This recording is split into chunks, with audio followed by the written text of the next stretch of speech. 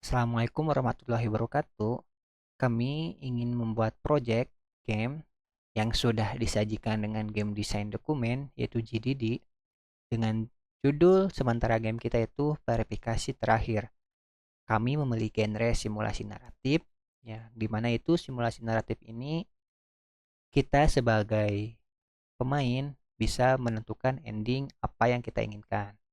Nah, subgenrenya thriller moral dan satir horor.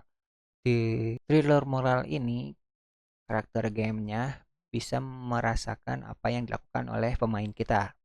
Nah, dari elemen game ini, pemain berperan sebagai analisis verifikasi penipuan di sebuah bank besar. Yaitu artinya kita berperan sebagai karyawan di sebuah bank besar yang pekerjaannya itu analisis verifikasi penipuan.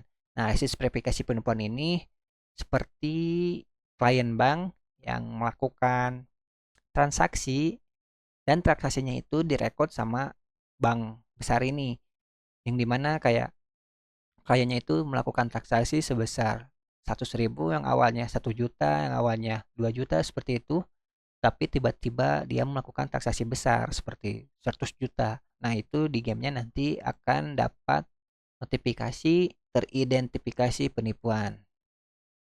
Nah, kita sebagai pemain berperan untuk melakukan analisis dari transaksi tersebut. Apakah itu emang sebuah transaksi yang biasa atau emang itu bisa terindikasi penipuan. Kita sebagai kita sebagai pemain yang melakukan hal tersebut. Nah, seperti yang dijelaskan di sini yaitu yang harus membuat keputusan moral secara real time saat menangani kasus penipuan menggunakan deepfake dan voice clone. Jadi nanti mungkin ada penipuan yang seperti kasusnya itu klien tersebut melakukan transfer berupa uang sebesar 500 juta ke orang lain, yang dimana orang lainnya ini menelpon klien kita menggunakan deepfake dan AI voice ini. Dia melakukan penipuan berperan sebagai artis besar atau artis yang bisa dianggap itu bukan penipuan lah. Nah, itu nanti kita sebagai pemain bagaimana menangani penipuan tersebut. Apakah itu emang artis besar yang menghubungi si klien kita atau emang itu penipuan. Nah, di sini gameplay menggabungkan mini game forensik, percabangan dialog, dan manajemen sumber daya. Ini di mana kita sebagai pemain, meskipun kita hanya karyawan di sebuah bank besar, tapi gamenya itu kita menjadi detektif-detektifan untuk menemukan dalang dari penipuan tersebut. Kita sebagai pemain nanti mungkin endingnya bisa mengetahui siapa dalang dari penipuan ini. Dan dari kasus-kasus yang tadi, kita bisa menarik benang merahnya lah seperti siapa dalang dari penipuan yang sudah kita lakukan dari gameplay tadi gitu. Nah, gamenya mungkin nanti akan menghadirkan ketegangan investigatif dengan narasi emosional yang bisa membawa kita ke moral tersebut. Nah, game ini pemainnya itu single player, jadi hanya satu orang yang bisa memainkan game ini. Nah, spesifikasi teknisnya itu, bentuk nadesnya itu kita memakai 3D, tampilannya first person interface, platformnya itu PC, bahasa pemrogramannya itu C Sharp, Unity, dan perekatnya PC ya. Mungkin untuk lebih jelas gameplaynya gimana itu akan dijelaskan oleh teman saya. Terima kasih. Assalamualaikum warahmatullahi wabarakatuh. Perkenalkan, nama saya Irfan Nawawi. Di sini saya akan menjelaskan seputar gameplay dan rancangan gameplay yang akan dibuat di game kami. Langsung saja. Yang pertama, mungkin dari awal pemain akan merasakan ketegangan kerja sebagai analisis verifikasi di Bank Nasional. Nah, ceritanya tuh setiap hari mereka tuh memproses laporan penipuan terutama video call, deepfake yang meniru wajah dan suara stabilitas untuk menipu korban lanjut usia. Ya seperti kasus-kasus yang sekarang banyak lansia atau ibu-ibu yang sudah terkena kasus penipuan seperti ini. Nah, lalu pemain harus menganalisis bukti lalu mengambil keputusan di bawah tekanan waktu dan menyeimbangkan kontekstual, moral, hukum, dan profesional. Nah, lalu rancangan dari gameplay dari game kita di awal kita akan membuat simulasi desktop bank dan sistem laporan dari penipuan yang ada di game. Lalu opsi permainan, tingkat kesulitan akan mempengaruhi waktu analisis dan kejelasan moral.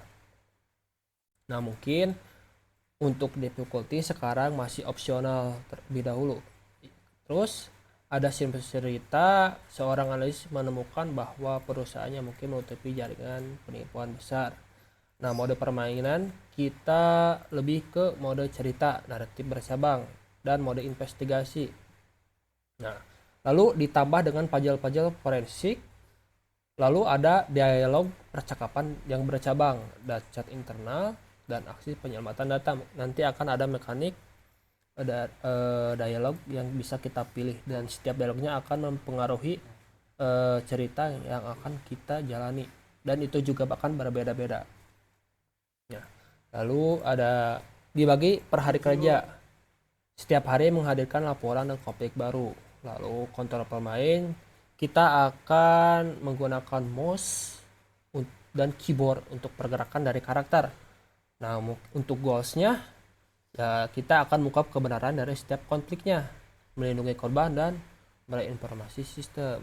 Nah, untuk yang kalah kita akan masuk ke dalam lingkungan korupsi, kehilangan pekerjaan atau dipecat atau menjadi kambing hitam. Itu mungkin lebih ke bad end. Nah, kita rencananya ingin membuat beberapa ending, mungkin ada dari 2 sampai 5 tergantung pilihan dari dialog yang saya sebutkan tadi. Nah, lalu alasan permainan menarik.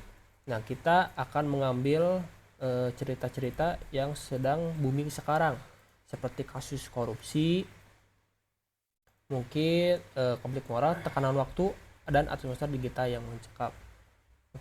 Konflik-konflik mungkin akan sedikit mempelesetkan dari kasus-kasus yang sedang diberitakan sekarang. Nah, mungkin selanjutnya akan dijelaskan oleh teman saya. Terima kasih.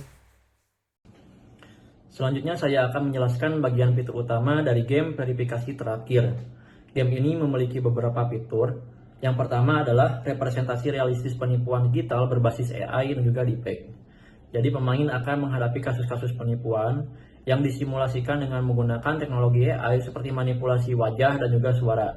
Fitur yang kedua yaitu narasi bercabang dengan 5 kemungkinan akhir.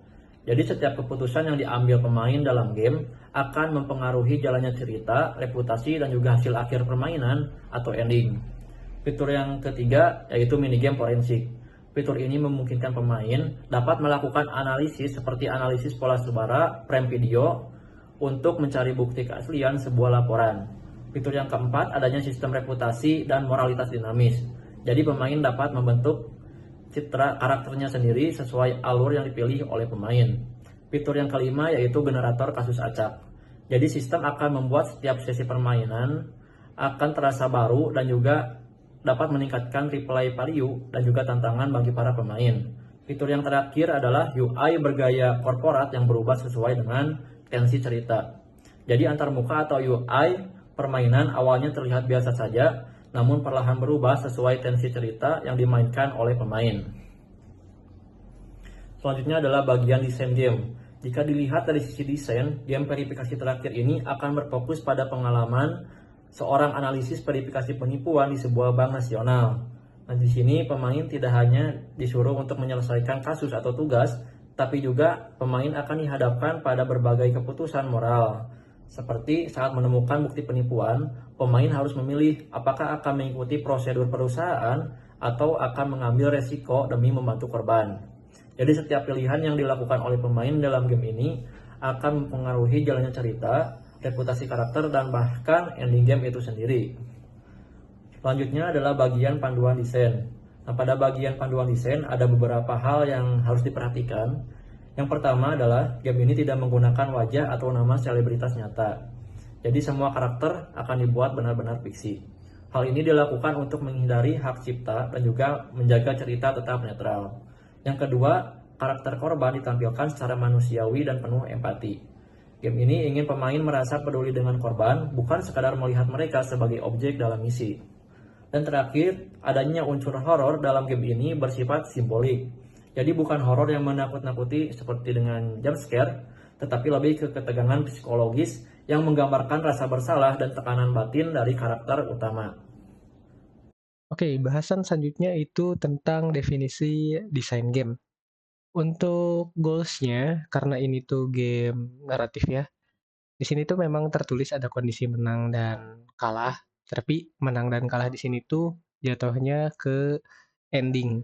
Ending menang di sini tuh true ending yang artinya nanti kita tuh bakal mendapat ending yang positif gitu ya. Kita punya moral yang baik. Nah, kalau misalnya kondisi kalah, bisa dibilang dia tuh nggak kalah, cuman dapat bad ending aja gitu ya. Bad ending di sini tuh nanti kita bakal, ada di kondisi moral kita tuh rendah dan bisa berbagai hal sih rencananya di game ini. Bad ending-nya tuh karena ada suatu nasabah yang emang benci sama kita, akhirnya dia tuh ngeguna-guna kita gitu ya. Kita, mendapat serangan mistis gitu, ya horornya dari sana. Itu subgenrenya bakal dapat ketika moral kita rendah dan kita diguna-guna nasabah, gitu, dari sisi cerita. Terus untuk alur game, nah di sini alur game, jadi kita tuh nanti masuk gitu ya, masuk ke menu play gitu. Terus ada login system. Login system di sini tuh karena kita sebagai pegawai bank gitu ya, divisi autentikasi khususnya. Nanti kita login, login di sini tuh bukan berarti masuk username password, bukan, tapi cukup klik login aja untuk ya dalam sesi cerita.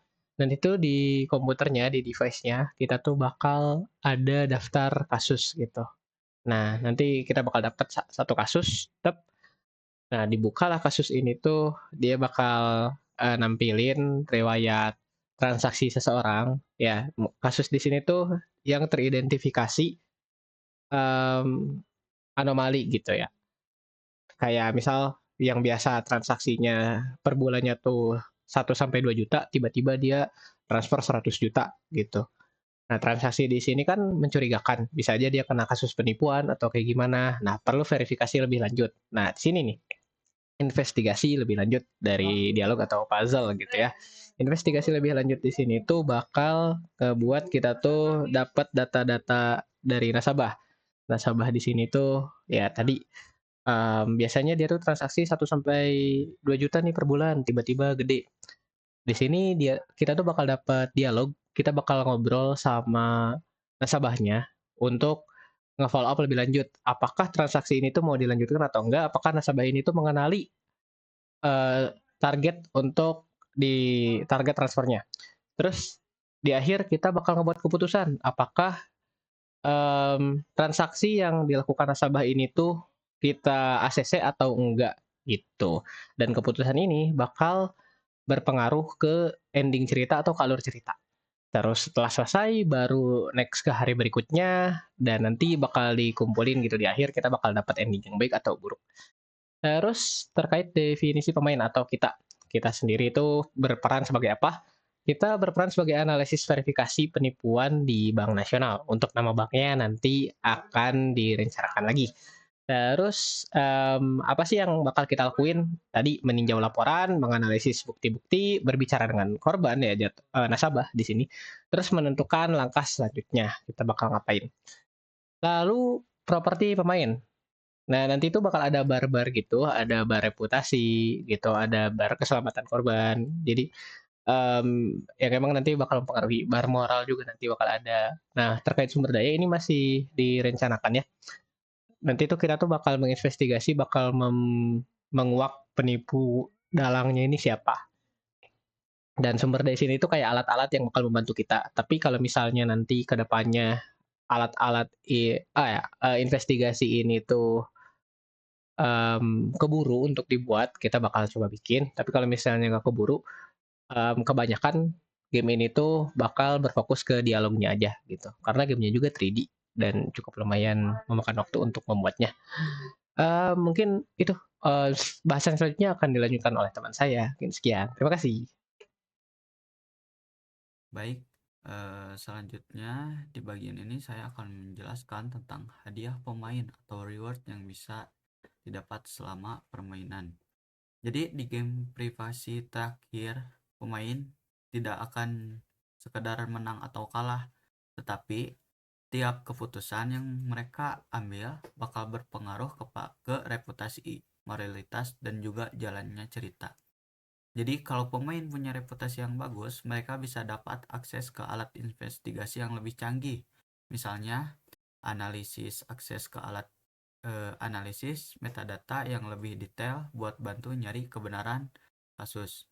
Selain itu, ada juga dialog rahasia dan jalur cerita tersembunyi yang cuma bisa muncul kalau pemain membuat kombinasi keputusan tertentu. Dan yang paling menarik, ada beberapa ending berbeda tergantung gimana pemain bersikap sepanjang permainan. Jadi, pemain bisa merasakan pengalaman yang beda tiap kali bermain. Intinya, sistem reward ini bikin pemain lebih terlibat dan merasa keputusan mereka benar-benar punya dampak. Mungkin sekian yang dapat saya sampaikan. Wassalamualaikum warahmatullahi wabarakatuh.